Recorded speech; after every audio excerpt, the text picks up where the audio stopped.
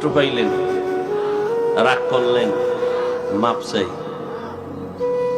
মাফ করবেন না? না করলে আর কি করে? যুবক বাবারা রাগ কইর না, কলিজা যে আমাকে কত বড় তোমারে বুঝানো যাবে না। কপাল খারাপ। আর কেমনে বুঝাইলে? এবার বুঝানোর শেষ বুঝানি আছে এতটুকু, আমি স্টেজ থেকে নিচে নাইমা তোমার পায়ে ধরা। যদি বলো হ্যাঁ পায়ে ধরলে আর দাড়ি কাটবো না, তাহলে বলো আমি নিচে নেমে পাও ধরি।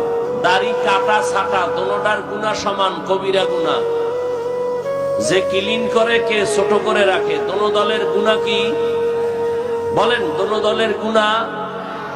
দাড়ি কাটার শাস্তির বয়ান আমি করব না, তবে এতটুকু বলবো, তোমার কিছু হোক না হোক যৌবন থাকবে না, এটা লেখা রেখো। তুমি ঠিক কইলো ঠিক।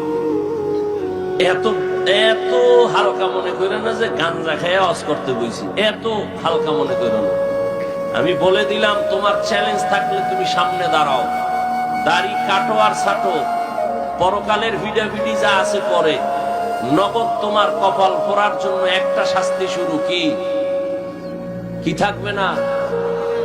এই দাড়ি কামানোর প্রবণতা যেদিন থেকে বাড়ছে, সেদিন থেকে হারবাল কোম্পানির ওপেন চ্যালেঞ্জও বেড়ে গেছে। ১৫০০ বছর আগে রাসূল বলে গেছেন, যাদের লজ্জা নাই ওদের ঈমান নাই। লা ঈমানা লিমান লা হায়া আলা।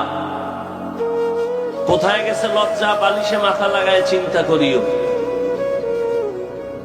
আল্লাহ সব ভাইকে হেদায়াত দান করেন।